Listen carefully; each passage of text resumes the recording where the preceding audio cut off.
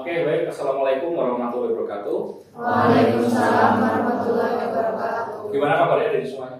Sehat. Sehat semuanya. Sudah pada makan semuanya? Sudah. Oke, baik. Dari semuanya, ini adalah pertemuan kita yang kedua. Setelah kemarin pertemuan kita membahas tentang dasar-dasar ya, jadi tentang theoretical framework tentang linear ya, fungsi linear. Nah, sekarang kita akan mencoba untuk menjelaskan kira-kira sebenarnya aplikasi fungsi linear itu di dalam kegiatan aktivitas seperti apa. Nah, sebelum kita melangkah lebih jauh tentang aplikasi fungsi linear, ada ini dari pertemuan kemarin, apakah ada pertanyaan? Ada pertanyaan? Bisa reset? Oke. Gimana Pak? Silakan. Kalau misalkan fungsi linear itu penting kan Pak? Nah itu pentingnya itu dalam konteks yang bagaimana sih dalam aktivitas? Oke. Ada pertanyaan kira-kira sebenarnya penting nggak sih? Atau pentingnya seberapa jauh atau seberapa penting fungsi linear dalam bidang aktivitas? Sebenarnya penjelasan sangat banyak sekali ya. Termasuk hari ini adalah terkait dengan aplikasi fungsi linear itu sendiri. Nanti kita akan belajar tentang aplikasi fungsi linear pada supply dan demand. Kita akan belajar tentang fungsi linear pada fungsi keseimbangan pasar, bahkan nanti ada pajak dan subsidi, gitu, teman-teman. Jadi kurang lebih itu hal-hal yang akan kita bahas hari ini. Gitu. Jadi kalau jadi masih penasaran, sebenarnya aplikasinya seperti apa sih fungsi linear itu di bidang bisnis khususnya? Nah, nanti hari ini akan kita bahas. Nah, ada lagi mungkin? Ada mau pertanyaan lagi? Cukup ya? Kalau sudah cukup, kita coba masuk ke materi berikutnya. Nah, hari ini kita bahas tentang aplikasi fungsi linear. Kita akan melihat sejauh mana fungsi linear yang sudah kemarin kita bahas, ada fungsi sejajar, fungsi saling bersila, kemudian ada tegak lurus, saling memotong dan sebagainya. Jadi kita akan coba bahas itu diaplikasikan seperti apa di sini. Nah, materi ini dari semuanya, nanti akan kita jelaskan dulu terkait dengan subjek MK-nya, CPL-nya bagaimana, kemudian nanti baru kita masuk ke persamaan linear, kemudian fungsi permintaan dan fungsi penawaran. Nah, dari semuanya seperti yang saya sampaikan di awal bahwa subjek MK pada materi hari ini itu nanti adalah terkait dengan mahasiswa mampu memecahkan permasalahan-permasalahan di bidang bisnis dengan menggunakan konsep linear dengan tepat. Jadi nanti ada kognitif 4, kemudian ada psikomotorik 3 sama afektif 5 gitu semuanya. Nah, CPMK-nya adalah mahasiswa mampu memecahkan masalah-masalah di bidang bisnis melalui konsep matematika ekonomi dengan sikap teliti. Jadi diharapkan nanti bisa menyelesaikan berbagai permasalahan-permasalahan di bidang bisnis dengan menggunakan fungsi linear. Kemudian CPL yang diharapkan dari pertemuan kita hari ini adalah terkait dengan KK2. KK2 itu adalah keterampilan khusus di mana mahasiswa diharapkan mampu mengidentifikasi dan mencari pemecahan masalah yang tepat dalam pengembangan pertanian tropis melalui analisis data dan informasi, menyimpulkan serta memberikan rekomendasi tentang pendekatan teknis, kemudian kelembagaan pertanian, karakter ekonomi, sosial budaya, kemudian bisnis dan memanfaatkan yang terkini. Jadi harapannya tadi penerapannya. Ya, jadi kemarin kita belajar teorinya di minggu lalu, nah sekarang kita belajar berbagai penerapannya. Nah, nanti ini akan menjadi poin penting kita di penilaian teman-teman semuanya, dari semuanya. Kita akan masukkan ini ke dalam materi kuas. Jadi silakan UTS, jadi silakan bisa belajar materi dengan baik. Nah, kita masuk ke sistem persamaan linear. Sebenarnya sistem persamaan linear itu apa sih? Masih ingat sistem persamaan linear? Ada dua kata ya, ada sistem kemudian persamaan linear. Ya, kalau kita berbicara fungsi linear, dia akan mengindikasikan adanya hubungan linear ya, atau hubungan bentuk pola garis lurus antara variabel independen dan variabel dependen. Jadi karena garis lurus, ya. Kalau kita berbicara garis lurus, ya, secara gambar kurang lebih seperti ini ada semua. Ya. Sebentar. Nah, garis lurus tadi seperti ini. Ini ada dua kemungkinan. Dua kemungkinan yang mungkin kita temukan di pola garis lurus.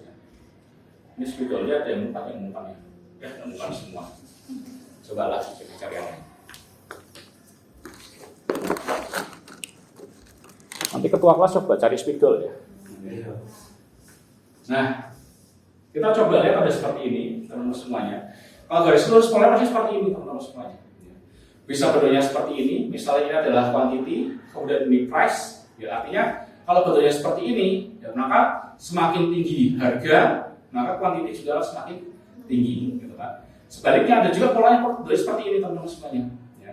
Dari kiri atas ke kanan bawah. Artinya kalau begini bentuknya, ini berarti berbanding terbalik.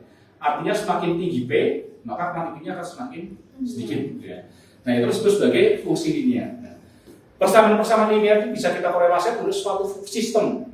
Fungsi linear dapat diterapkan untuk menggambarkan hubungan antara variabel harga terhadap jumlah barang yang diminta, misalnya ini. Ya. antara harga variabel P dengan jumlah barang yang diminta. Selain itu, kita juga bisa menggunakannya untuk identifikasi. Ya. Kira-kira bagaimana hubungan harga terhadap jumlah barang yang ditawarkan. Ya. Bagaimana hubungan antara harga dengan jumlah barang yang ditawarkan. Ini sama-sama key. Kalau key yang di atas itu adalah jumlah barang yang diminta. Kalau key yang bawah itu adalah jumlah barang yang ditawarkan.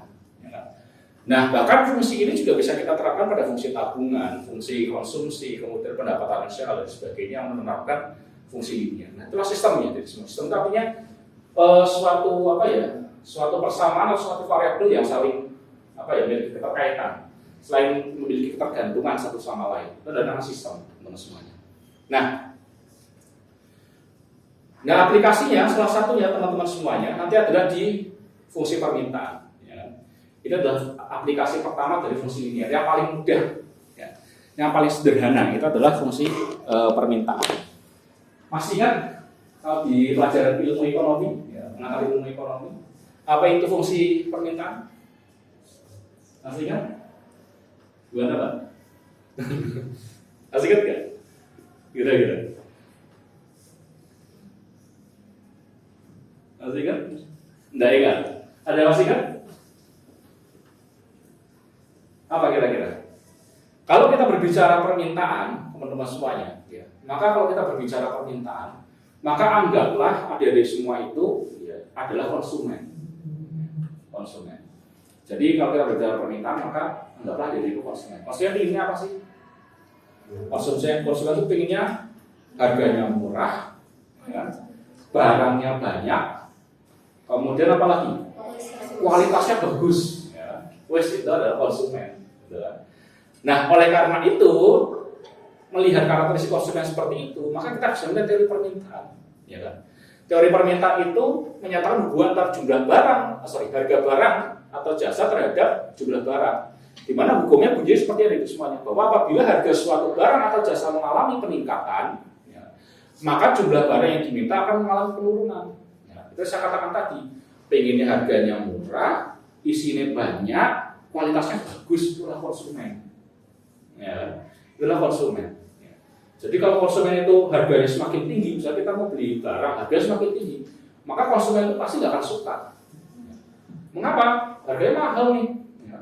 Pasti kan kalau kita punya kalau kita bisa beli harga barang yang mahal, pasti konsumen akan jadi untuk mengurangi jumlah konsumsinya. Awalnya kita misalnya bisa beli roti 5 gitu kan, karena harganya naik, ya paling kita belinya cuma 2. Atau beliau mungkin cuma 3, bergantung naiknya seberapa besar. Nah, sehingga fungsi permintaan kita notasikan sebagai ini ada di semuanya. Ya kan?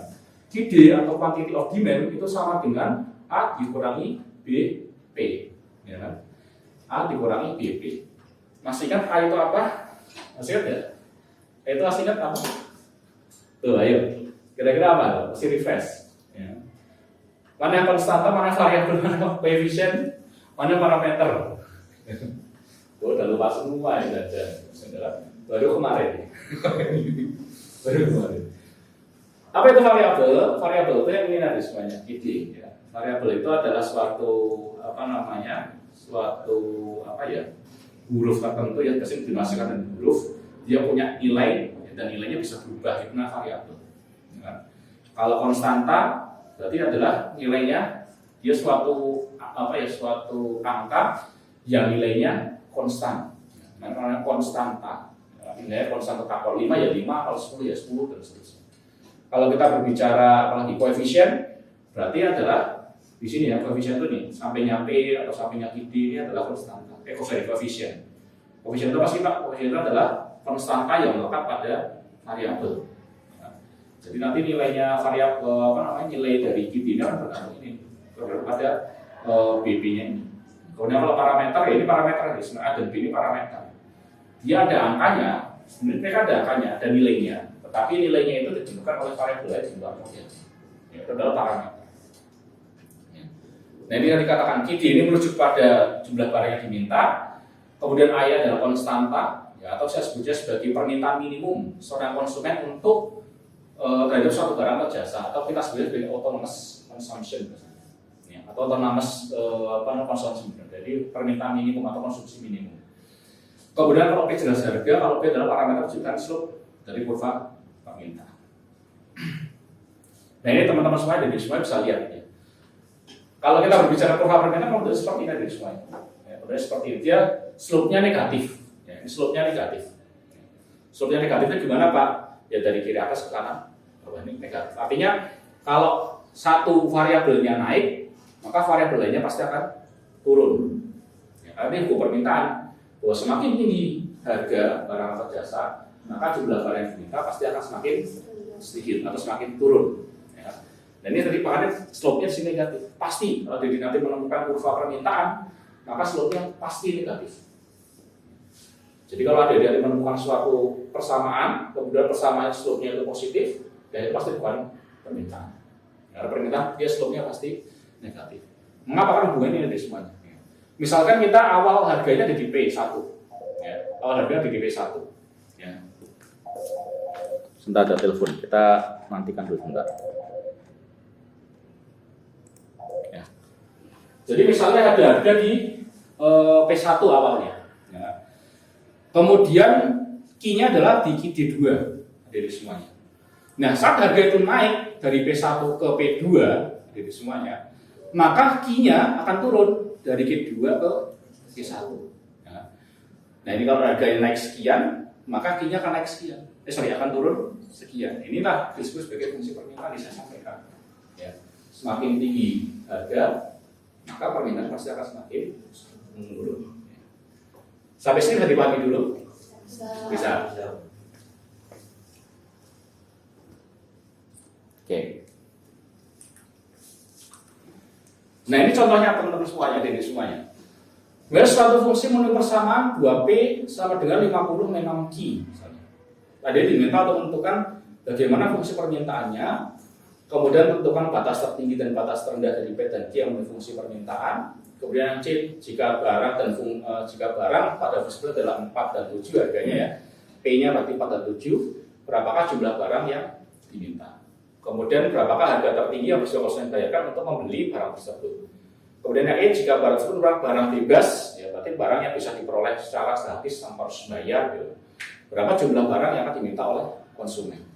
Kemudian yang F, bagaimana grafiknya. Kira-kira langkah pertamanya apa kira-kira untuk membuat fungsi permintaan. Yang pertama ya. Jadi kita punya persamaan 2P itu sama dengan 50 min 6Q, ya kan? Berarti kalau kita mau membuat menjadi persamaan fungsi permintaan, maka pasti harus menjadi Q sama dengan, ya kan? Q sama dengan. Nah sehingga ya kita menggunakan persamaan biasa ya. Berarti tinggal 2P dikurang, berarti tambah 6Q itu sama dengan 50. Berarti 6Q itu sama dengan 50 min 2P. Berarti Q sama dengan 50 min 2P dibagi. Nah inilah namanya fungsi permintaan. Nah ini 60 min 2P per 6. Jadi kalau kita ada ditanya berapa Q-nya atau berapa permintaannya, maka itu tinggal mengubah menjadi Q sama dengan. Karena kalau permintaan masih Q sama dengan. Ya walaupun kalau ada ditanyakan berapa jumlah atau berapa besar harga barang yang diminta atau berapa besar harga barang yang diminta, ya berarti udah bentuk ini sudah cukup. Berarti P sama dengan 50 min 6Q per 2 sudah cukup. Ya, makanya tergantung yang ditanya apakah jumlah barang yang diminta atau harganya. Tergantung. Nah berikutnya batas P yang memenuhi fungsi permintaan.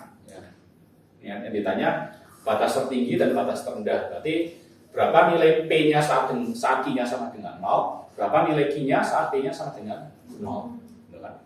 Ya udah, jadi tinggal ditulis saja yang di atas ini.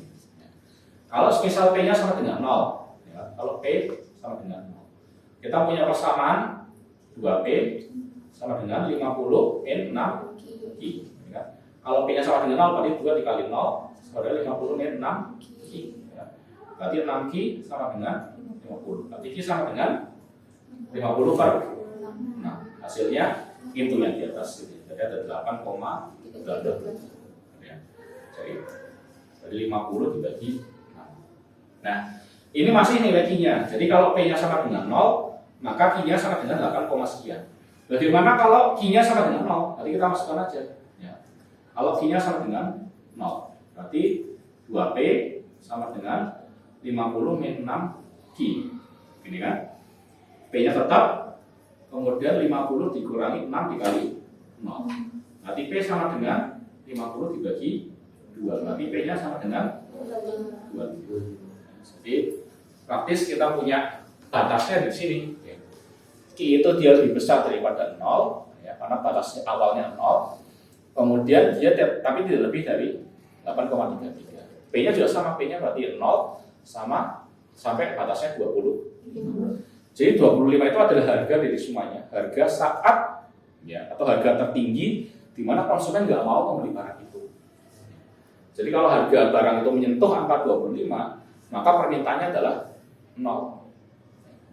Demikian juga kalau harganya 0, maka Q yang diminta itu cuma 8,33. Jadi ini gratis barang ini, itu permintaan paling banter kita ada di 8,33.